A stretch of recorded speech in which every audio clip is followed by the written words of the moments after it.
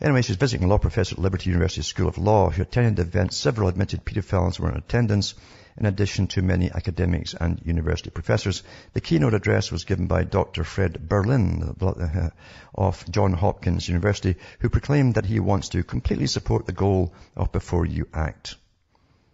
And this is what came out of it, these assertions. Pedophiles are unfairly stigmatized and demonized by society. Unfairly, The majority of pedophiles are gentle and rational. Very rational to do that to children. There was concern about vice-laden diagnostic criteria and cultural baggage of wrongfulness. We are not required to interfere with or inhibit our child's sexuality. Children are not inherently unable to consent to sex with an adult, meaning that they are able, they're claiming here. I guess the baby goes goo ga ga ga, or something before they scream. Yeah? An adult's desire to have sex with children is normative. You all know that, don't you? I'm sure all of you out there know that, right? This is from PhDs, folks, because this is the agenda. Back with more after this break.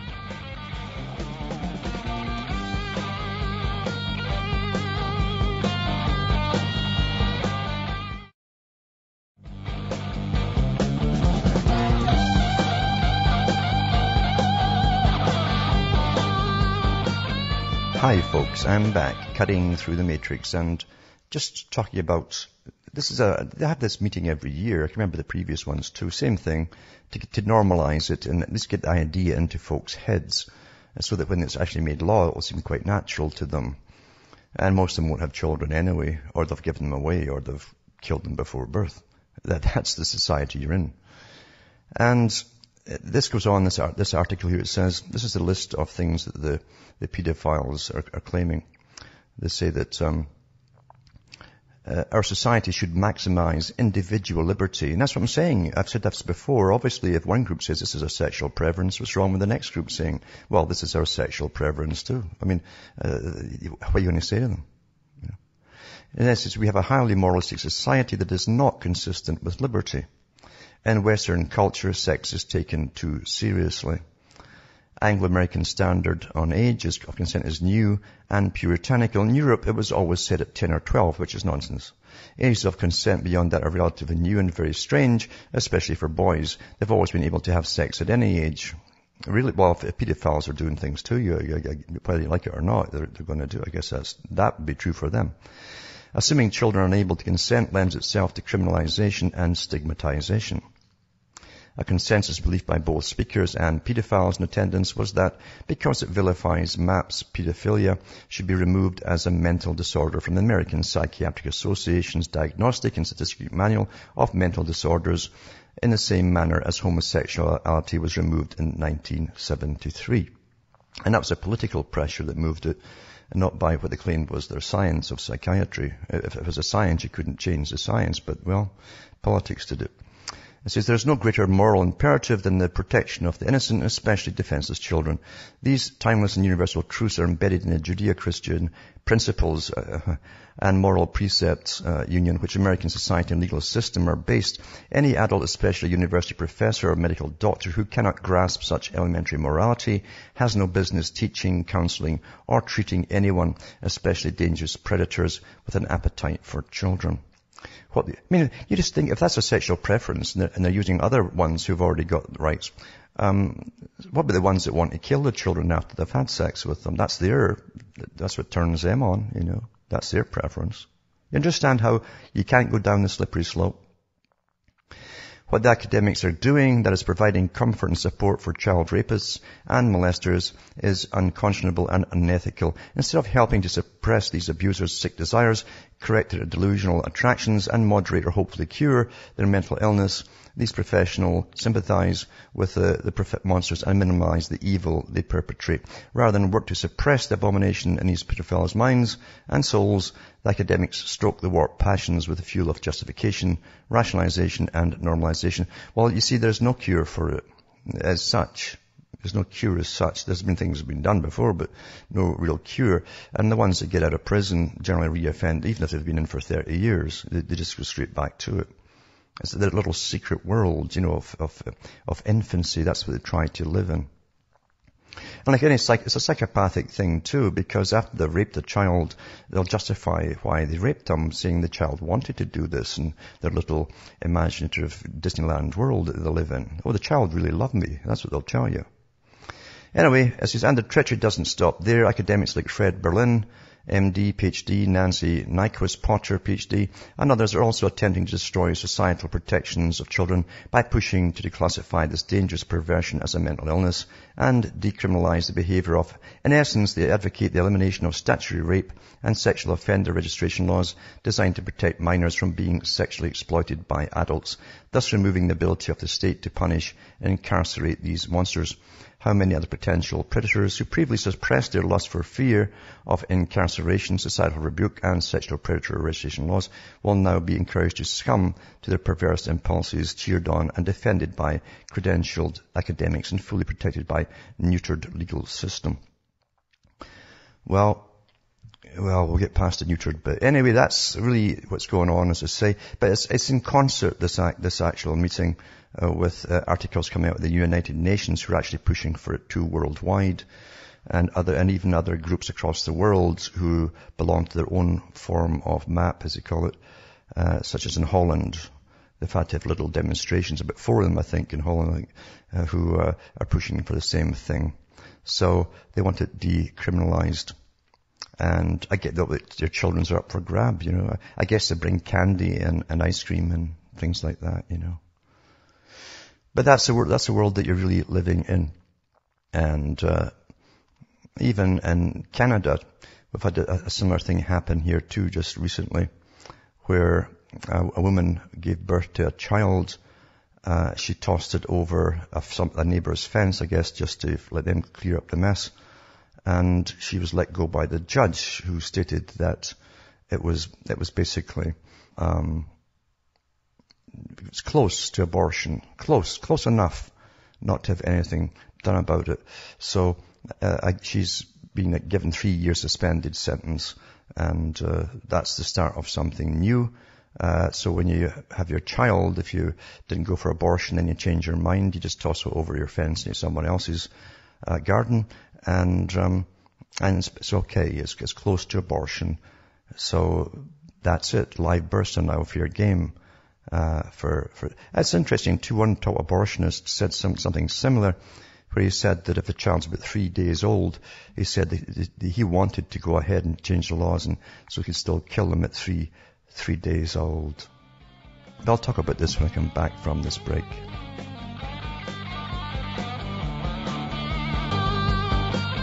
Hi folks, we're back cutting through the matrix, and just reading an article here from Ontario to show you how precedents are made, because this is a precedent for across the country, obviously, and other countries will follow very quickly. Nothing happens by itself in a country. It's always meant to be international. It takes off, if you haven't noticed, your whole life long.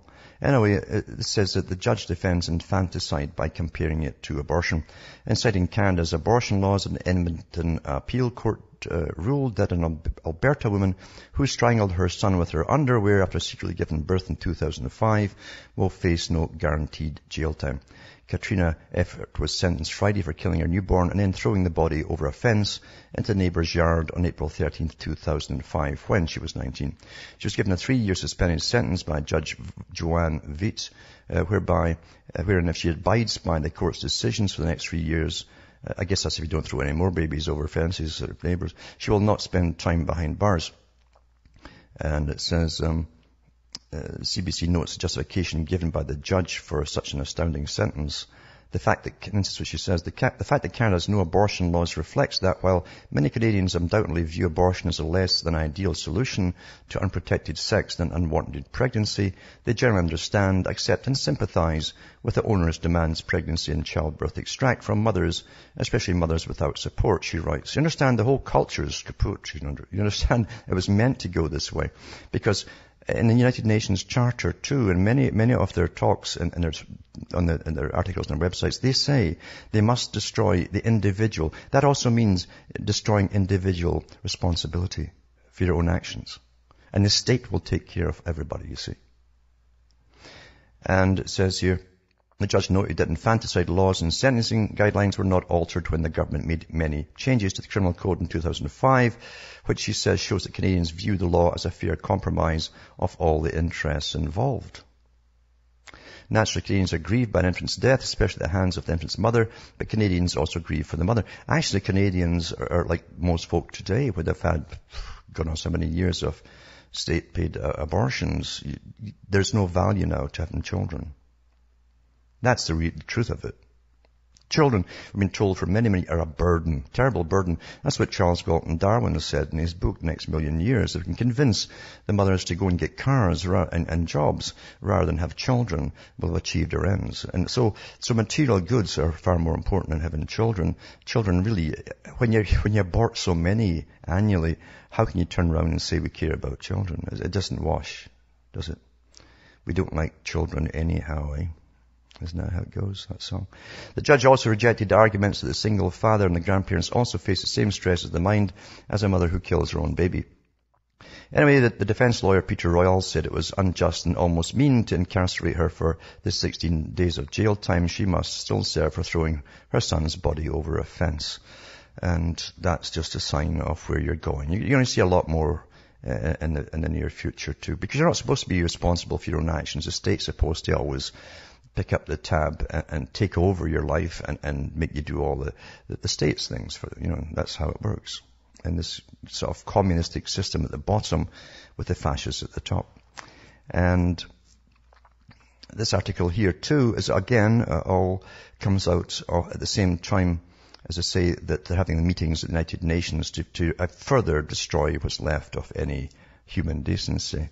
And it says the U.S. Department of Health and Human Services is offering advice to parents and teens about sex education, including assurances that teens may experiment with homosexuality as part of exploring their own sexuality, and that masturbation should be of concern only if a child seems preoccupied with it to the exclusion of other activities. That means, I guess, if they stop playing with their little game boxes and things.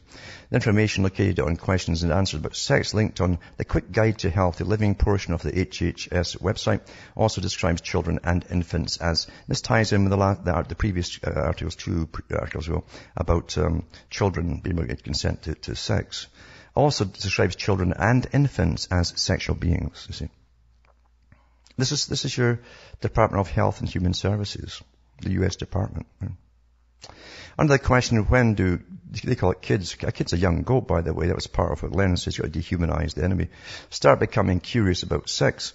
The answer notes that infants have curiosity about their bodies. They're taking the Freudian approach here. So children are human beings and therefore sexual beings, the Q&A web page says. It's hard for parents to acknowledge this, but just as hard for kids to think of their parents as sexually active. But even infants have curiosity about their own bodies, which is healthy and normal, but they generally get over that, And then it goes masturbation and what sort of sexual behavior do young children exhibit. Parents should only be concerned about masturbation if a child seems preoccupied, blah, blah, blah. Victims of sexual abuse sometimes become preoccupied with self-stimulation. And then it goes into sexual attraction and orientation and all the different things you can choose from these days, I guess.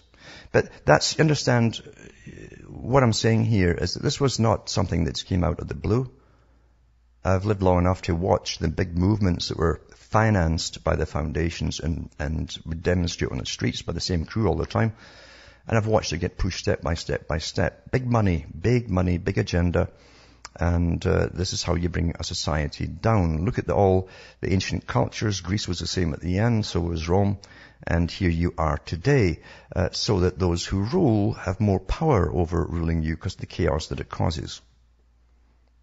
And that's how you destroy cultures. More countries have been taken down by economic wars. Those with the money decide the rules, you see.